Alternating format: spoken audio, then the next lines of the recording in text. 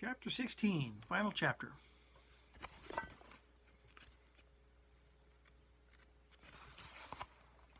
And so the sun shone, and there seemed no end to its shining, but now the high dust carried by the winds above the mountains obscured the sun, but took away no heat. It lay heavy upon the land, and although the heat waves were gone and the yellow pall covered the higher heavens, there was silence everywhere.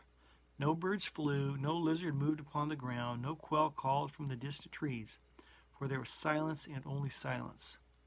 There is upon the great sand wastes no more terrible thing than a sandstorm. The driving grains of sand wipe out the earth and sky, obscure the horizons, and close one in a tight and lonely world no more than a few feet square. Until one has experienced a sandstorm upon the desert, one cannot know horror. Until one has felt the lashing whips of sand, one cannot know agony. And until one has felt that heat, that terror, that feeling that all the world has gone wrong, one has not known hell. The birds cease to fly, the tiny animals, even the insects, hunt their hidden places. Horses roll their eyes, wild with terror, and would find places to hide from the stifling dust. Yet it is not the wind, nor the sand, nor the heat alone. It is the terror, the frantic choking, the gasping, the struggle of the cowering fear brought on in part by the quivering electricity in the air, the unbearable tension, the loss of all perspective. Our senses are fragile things, dainty things, occasionally trustworthy, yet always demanding a perspective. Our senses need horizons, they need gauges, they need rules by which to apply themselves. So true. And in the sandstorm, there is no horizon, and there are no rules. There is no near or far, no high or low, no cold or warm. There is only that moving wall of wind that roars out of distance, screaming insanely, screaming and roaring, and with it the uncounted trillions of lashing sand bits. One moves at the bottom of a moving sea, a literal sea of sand, whose surface is somewhere high above in the great vault of the heavens, and one dies choking, crawling on the hands and knees, choking with sand, choking with wind, choking with the effort to breathe. Such a storm was coming now. Logan Cates knew it was coming. He felt electricity in the air prickle the hair on the back of his neck. He saw the sky weirdly lit, and he knew the storm was coming. The horses tugged and pulled, anxious to run, yet there was nowhere to run, nowhere to go. Jennifer stared at him, wide-eyed and frightened. "What is it, Logan? What's happening? What's wrong?" "There's something strange." "It's the storm." Cates turned swiftly. "Lonnie, Kimbrough, fill all the canteens and make it fast. Lugo, hobble the horses and get them down into the bottom." "What about the Indians?" Junie asked. "Don't think about them. They'll be having troubles of their own. Hurry." They worked swiftly, driven by a sort of panic, feeling the strange vast stillness, feeling like tiny things at the bottom of a huge bowl. Of them all, only Cates and Lugo knew what they faced, and there is no worse thing than a sandstorm in a desert of loose sand. Vast dunes of it lay to the south of them, and there were dunes to the west and north, and some to the east, vast quantities of loose sand awaiting the hand of the wind. Cates led the horses into the bottom of the arroyo, working with the Pima. Feverishly, the others worked, filling the canteens. Maria sat stolidly, seemingly unaware, and at the last moment when the others had gone below, Cates came to her. "Come, Maria, we're going below." She looked up at him with wide, liquid eyes. "No, not yet." He hesitated, then turned away to carry a last canteen of water and an armful of hastily gathered wood from the remains of the big tree. Grant Kimbrough came up through the rocks and looked quickly around. There was no one, only Maria, and she was staring at the vast yellow sky. Dropping swiftly to his knees, he scooped the gold into a heap and gathered in handfuls to throw into the saddlebags he had hastily concealed in the rocks when carrying his saddle below. It was the work of a few seconds, and in that time Maria did not turn to look or give any evidence that she heard the faint, small sounds of his working. Quickly he carried the saddlebags below and placed them near the mouth of the wind-hollowed, shallow cave that was their only shelter. The cave offered only a few feet of overhang and partial shelter from a clump of mesquite. Behind this clump, they held the horses, tied tight against lunging. Cates looked up suddenly and straightened to his feet, listening. There was a faint, far-off sound, a sound that as he listened grew into a vast and mammoth roaring. "It's coming," he said. "Get back against the rocks." He started for the path to the upper arroyo. Jennifer ran after him. "Logan, no!" He had to shout to make her hear, although the sand was still distant. "Maria!" he shouted. Wheeling, he ran up the path, and she followed. At the top, they looked around. Let's do that again. Wheeling, he ran up the path, and she followed. At the top, they looked around. There was nobody anywhere. Maria was gone. Appalled, he sprang to the top of the rocks and looked quickly around. Then he pointed. Jennifer stared in consternation and horror. At least 200 yards away, walked south into the desert, was Maria. She was walking quietly along, her square and heavy figure, shoulders somewhat stooped, but carrying a dignity all her own, acting as if nothing more serious impending than an afternoon stroll. She walked steadily, plodding through the sand, heading south in the wild, unbelievable loneliness toward Pinacate and the Gulf. Kate shouted, throwing his voice into the awful roar of the wind, but she could not have heard him, and if she did, by some freak of the wind, she did not turn or look back. "Logan," Jennifer cried, "we've got to get her. We must." "We couldn't," he shouted. "There isn't time." He pointed to the open desert. There, only a mile or two away and roaring toward them, was a wall of sand that towered thousands of feet into the sky. Before it tumbleweeds rolled and bounced, and before it came a strange chill frightening after the heat of the earlier day. Catching Jennifer's hand, he ran back to the path. Cowering to catch a breath in the shelter of some rocks, he shouted into her ear, "Think of it. What is there left for her? She'd be arrested for robbery, probably murder. It's better this way," and he pulled her toward shelter. They stumbled down into the hollow under the arroyo bank, and then the wind came.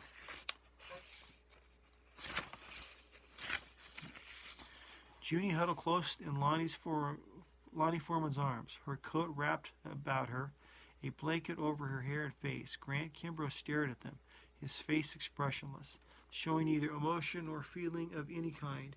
He drew his hat down hard and turned up the collar of his frayed frock coat, gathering a blanket around him. Lugo huddled in the blanket of his own near the horses, only his eyes visible, and when Jennifer Fair cuddled into a blanket with Logan Cates, neither he nor anyone was surprised. He held her close, feeling her warmth, knowing subtly this was the way it must be, not only now, but always. And the wind blew. It was like no other wind. It was like no other sound. It was a vast, mighty roaring, a sound beyond understanding that filled all the space between the mountains. And over them, the sand below, shutting them into their hollow, ripping shrubs from the earth, rolling stones that echoed down the wash with great hollow knocking sounds. Sand sifted into their eyes and ears. It choked their throats. And the air grew colder still, colder and thinner, until they gasped for every breath, fighting to stay alive, fighting to avoid suffocation. All sense of time was lost. They clung to each other as drowning people cling, frightened, cold, and alone. The earth seemed to rock beneath them, and still they clung together. And after that, a long time after, when minds, nerves, and bodies were too weary to stand any further strain, they slept. Logan Cates awakened, chilled to the bone, to hear a faint stirring.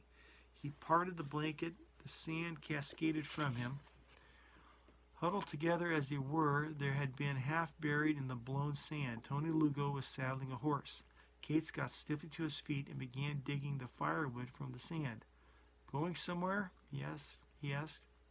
I think better I ride," Lugo said quietly. "Soon white men come." He twisted the rope in his hands. "Maybe they from Yuma." All right, Tony. He brought a twist of grass, hastily ripped up the night before from his pocket, thrusting it under the wood. He cupped a match in his stiff fingers. The grass caught, then a bit of hanging bark, and soon a fire was crackling. Then Tony Lugo's words penetrated. There are white men coming? The Pima nodded. They far off. 1, 2 hour. I see them. Lugo paused as if searching for words, then glanced meaningful at the still huddled shape of Grand Kimbrough. Gold gone, he said. Covered with sand, probably. No, Logan Cates considered that. There had been a slight move from Kimbrough. Was the man listening? No matter, he said. He glanced at Lugo. Did you want it? If Lugo could have looked amused, he would have. No, I have horse, gun, maybe $2. I get drunk.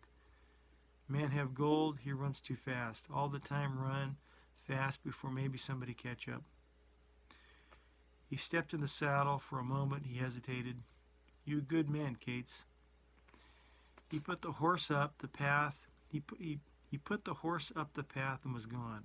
Logan looked after him, then knelt to stroke his fire, and when he looked around, the others were stirring, getting out of their blankets. Jennifer brushed her hair back and went to the waterhole, then up the path to the others. She came back running. Logan, the water's gone. It's all dried up, and the holes are half full of sand. I know. That's why I had the canteens filled. The air in those storms is so dry it sucks up any water that's left. Grant Kimbrough folded his blanket and picked up his saddle. Jennifer glanced at him, then at Cates, who said nothing. Kimbrough saddled his horse.